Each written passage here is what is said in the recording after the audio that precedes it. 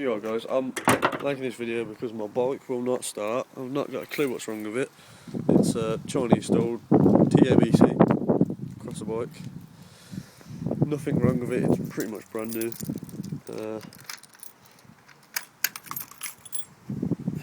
You watch it start first time now. Every time.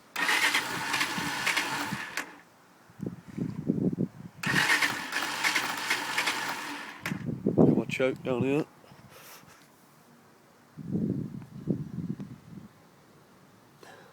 Put my choke on.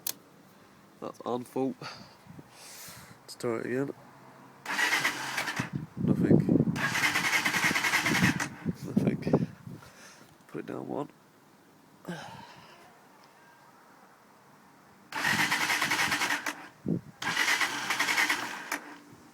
just haven't got a clue. So, if anyone could give me a hand, and I'd appreciate it.